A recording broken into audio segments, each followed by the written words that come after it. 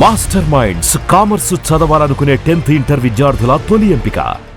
Miss అయిన సాయి కృష్ణ ఆచూకీపై పలు సందేహాలు వ్యక్తమవుతున్నాయి. అసలు బ్రతికే ఉన్నాడా లేకపోతే లాకప్లో బలయ్యాడా అనే అనుమానాలు కలుగుతున్నాయి.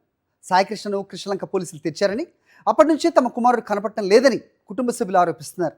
తమ కుమారుడు ఆచూకీ కోసం హైకోర్టులో హేబియస్ కార్పస్ పిటిషన్ దాఖలు చేశారు. దీనిపై విచారించిన న్యాయస్థానం 29న సాయి కృష్ణను హాజరుపరచాలని, లేకపోతే పోలీసులపై కేసు నమోదు చేస్తామని తెలిపింది. సిఐ నాగరాజుపై కఠిన చర్యలు తీసుకోవాలని సాయికృష్ణ కుటుంబ సభ్యులు డిమాండ్ చేస్తున్నారు. రైట్, సాయికృష్ణ మిస్సింగ్ కి సంబంధించి పూర్తి డీటెయిల్స్ మా ప్రతినిధి సురేంద్రని అడిగి తెలుసుకుందాం. సురేంద్ర, చెప్పండి. సో కోర్టు ఆదేశాల మేరకు సాయికృష్ణని హాజరు పరచాలంటూ, లేదంటే పోలీసులపై చర్యలు కూడా ఉంటాయని హెచ్చరించిన నేపథ్యంలో ఏం చెప్తున్నారు? ఇంతకుముందే గతంలో సిఐ సాయికృష్ణ తల్లికి అతను చనిపోయాడని చెప్పడాన్ని కూడా నిజంగా చాలా సీరియస్గా తీసుకోవాల్సిన అవసరం ఉంది. ఏం చెప్తున్నారు, ఏంటి అప్డేట్స్?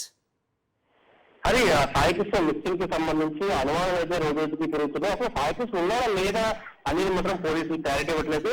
గత నెల మే 9వ తారీఖున సాయికృష్ణ పోలీసులు అదుపులోకి తీసుకున్నారంటూ కుటుంబ సభ్యులు ఆరోపిస్తున్న పరిస్థితి కనిపిస్తుంది. అయితే మా దగ్గర సాయికృష్ణ లేడు, మేము ఎక్కడ కూడా అరెస్ట్ చేయలేదంటే పోలీసులు తమ దర్శనం తెలియజేస్తున్నారు. అయితే దీనికి సంబంధించి హైకోర్టులో హేబియస్ కార్పస్ పిటిషన్ సాయికృష్ణ తల్లి నమోదు చేశారు. నిన్న విచారణ జరిగింది. ఈ నేపథ్యంలో సాయికృష్ణ మా దగ్గర లేడు అంటూనే పోలీసులు సమాధానం ఇచ్చారు. దీని మీద హైకోర్టు కూడా చాలా సీరియస్ అయిన పరిస్థితి కనిపించింది. 29వ తేదీలకి ఈ కేసు వాయిదా చేస్తున్నాము. 29వ తేదీన ఖచ్చితంగా సాయికృష్ణ తమ ముందు హాజరుపరచాలంటూ కూడా హైకోర్టు చెప్పిన నేపథ్యం కనిపించింది. ఒకవేళ ఆ సాయికృష్ణ హాజరుపరచకపోతే కనుక ఎందుకు కేసులు నమోదు చేయకూడదు పోలీసుల మీద, దానికి కూడా పోలీసు సమాధానం చెప్పాలంటూ చెప్పిన పరిస్థితి. అయితే సాయికృష్ణ బ్రతుకుంటే ఆ పోలీసు కొట్టిన దెబ్బలకు సాయికృష్ణ చనిపోయాడు అనే కుటుంబ సభ్యులు అయితే అనుమానం వ్యక్తం చేస్తాం. ఒకవేళ చనిపోతాం మృతదేహం బతుకుంటే మాకు అబ్బాయిలను అందించడం, మేము వైద్యం చేయించుకుంటాం, బాగు చేయించుకుంటాం అంటూ కూడా చెప్తున్న పరిస్థితి కనిపిస్తుంది.